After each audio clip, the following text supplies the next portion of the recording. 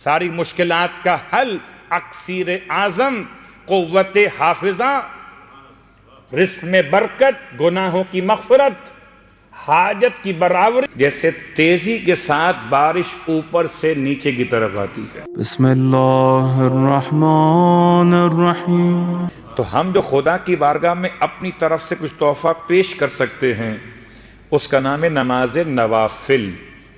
اور آج پھر ایک نماز کا تذکرہ خطبے کے الفاظ پہ جانے سے پہلے کہ شاید کوئی نماز بہت عمدگی ہے، انسان اگر اپنی حاجت کے لیے نماز پڑھ رہا ہو تو میں بات یاد دلا دوں کہ نماز حاجت اور ہے اور نماز واجب قربتاً اللہ اور ہے۔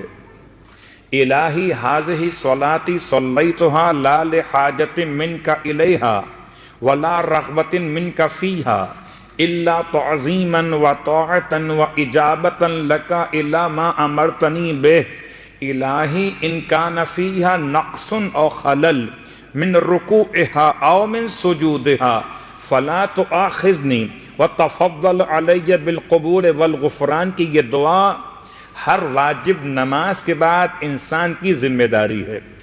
ہر واجب نماز کے بعد خدا سے کہیے مالک یہ جو میں نے نماز پڑھی ہے تیری بارگاہ میں، نہ تو کسی حاجت کے لیے پڑھی ہے نہ کسی لالچ کے لیے پڑھی ہے، تو اس سے کوئی کام نہیں نکلوانا تھا جو نماز پڑھ رہا ہوں، بلکہ تجھے خدا مانا تھا تو نماز پڑھ رہا ہوں۔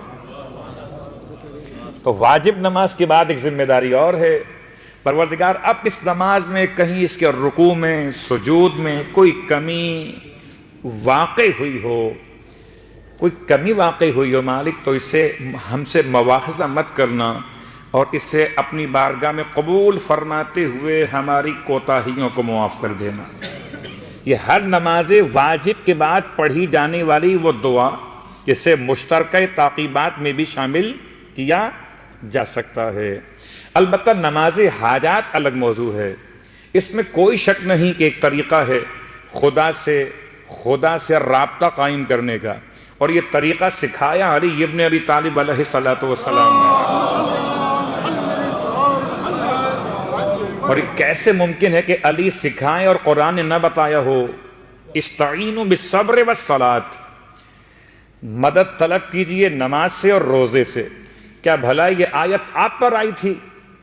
یہ آیت تو اللہ کے رسول پر آئی تھی، اور اللہ کے رسول پر آئی تھی اور آپ کے بیان کرنے سے پہلے علی ابن ابی طالب علیہ السلام نے سنائی تھی۔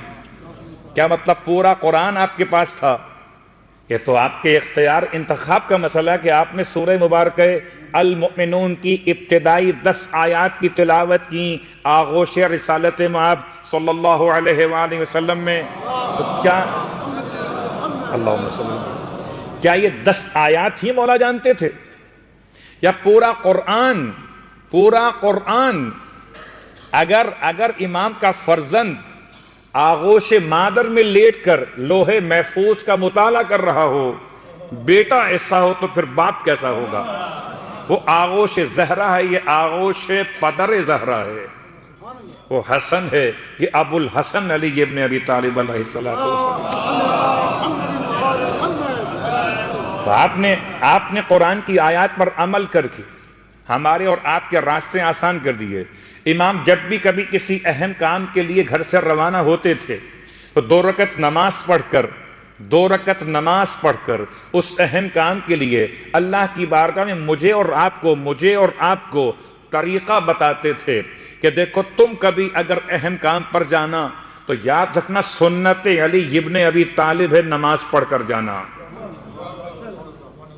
اس میں کوئی شک نہیں کہ ہر نماز جو امام علیہ السلام سے روایت ہوئی اس کی 2 انداز ہیں، ایک نماز اللہ کے لیے خالصتاً واجب نمازوں کے مسئلے میں، اس میں تو آپ کی حاجت، آپ کی رغبت سوائے اطاعت خدا کے نہیں ہونی چاہیے، لیکن ان نمازوں کے ساتھ کہ جن میں خود معصومین نے حاجت طلب کرنے کا طریقہ بیان کیا، ان میں سے بہت ساری کتابوں کے حوالے آج جس کتاب سے ہم اس کو پڑھ رہے ہیں، کتاب مکارم الاخلاق سے اس نماز کو بیان کیا کہ جب کوئی بڑی اہم حاجت درپیش ہو تو انسان کو چاہیے کہ عشاء کی نماز پڑھنے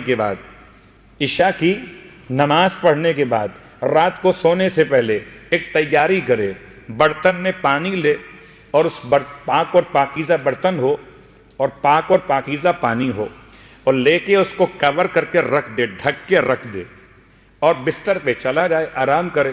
نماز شب کے وقت نماز شب سے پہلے اٹھے اور اس برتن سے 3 گھونٹ پانی پیے، اس برتن سے 3 گھونٹ پانی پیے۔ ہم سوچ رہے تھے میں نماز پڑھنا ہے، یہ کہاں لگا دیا، یعنی رات سے تیاری کرنا ہے۔ 3 گھونٹ پانی پینے کے بعد جو باقی پانی بچا ہو، اتنا پانی ہونا چاہیے کہ اس پانی سے وضو ہو سکتا ہو۔ تو 3 گھونٹ پانی پینے کے بعد آپ باقی پانی سے وضو کیجئے، اور وضو کر کے، یہ واحد مستحب نماز ہے جس کے لیے اذان اور اقامت کی روایت بیان کی گئی۔ اذان کہیے اور اقامت کہیے، ورنہ عام طور پر اذان اور اقامت نماز پنجگانہ سے مخصوص ہیں۔ اذان اور اقامت کہیے، اس کے بعد یہ 2 رکعت نماز پڑھیے۔ اس میں کوئی سورہ خاص بیان نہیں ہوا، بس شکل نماز فجر، سورہ انا انزلنا رکعت اول میں الحمد کے بعد، رکعت دوم میں سورہ قل هو اللہ احد 1 مرتبہ، جیسے صبح کی نماز میں پڑھتے ہیں۔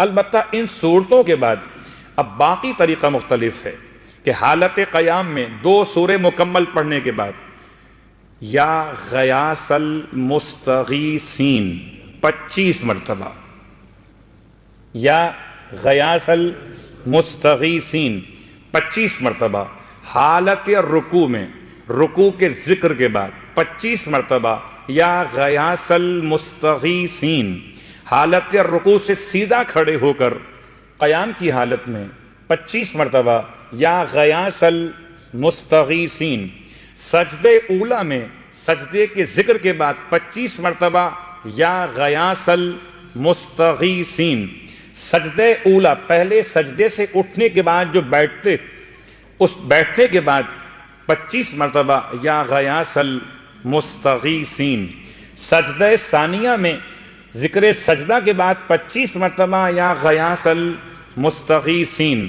سجدہ ثانیہ سے سر اٹھا کر بیٹھنے کے بعد 25 مرتبہ یا غیاث المستغیثین۔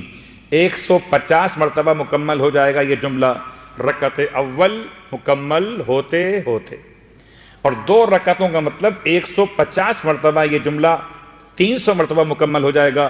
150 اور 150 300 مرتبہ یا غیاث المستغیثین۔ نماز مکمل کرنے کے بعد پھر 30 مرتبہ بیٹھ کے پڑھنا ہے، بہت آسان سا لفظ ہے، من العبد الذلیل، من العبد الذلیل الی مولا الجلیل، ایک عبد ذلیل کی طرف سے ایک کریم مالک اور مہربان کی بارگاہ مقدس میں، عبد ذلیل اور مولا الجلیل، من العبد الذلیل الی المولا الجلیل۔ 30 مرتبہ اس جملے کی تلاوت کیجئے، اس کے بعد اپنی حاجت پیش کیجئے۔ الفاظ ہیں اور روایت کے ایسے حاجت پوری ہوگی جیسے تیزی کے ساتھ بارش اوپر سے نیچے کی طرف آتی ہے۔ کبھی زیارت جامعہ کبیرہ کو پڑھیے تو آل محمد کی مدحت سمجھ میں آئے، اللہ اکبر۔ اس لیے امام زمانہ علیہ السلام کا جملہ ہمارے شیعہ، واقعاً آج کے دور میں ہمارے شیعہ، امام علیہ السلام کے شیعہ کیا 3 کام کیوں نہیں کرتے؟ ایک نماز شب، ایک زیارت جامعہ، ایک زیارت عاشورہ۔ نماز شب، زیارت جامعہ، اگر چاہتے خدا سے رابطہ مضبوط ہو نماز شب، ساری مشکلات کا حل، اکسیر اعظم، قوت حافظہ، رزق میں برکت، گناہوں کی مغفرت، حاجت کی برابری، نماز شب۔ اور پھر اگر چاہتے ہو کہ فضائل آل محمد سنو تو چھوڑو شاعروں کو، خود آل محمد سے سنو۔ تو زیارت جامعہ کبیرہ، ایک ایک لفظ اتنا قیمتی ہے کہ واقعاً شاعر کیا پہنچے گا وہاں تک، اس کے جتنا علم ہے اتنا اس کا خیال ہے، آل محمد کا جتنا علم خدا کے علم کے ساتھ متصل ہے۔ زیارت عاشورہ، بڑے احترام کے ساتھ زیارت والے سب پڑھنے والے پڑھتے رہیں، لیکن تاکید زیارت عاشورہ سے متعلق ہے. کل یوم عاشورہ یہ قول معصوم ہو کہ نہ ہو، لیکن روز ہے زیارت عاشورہ.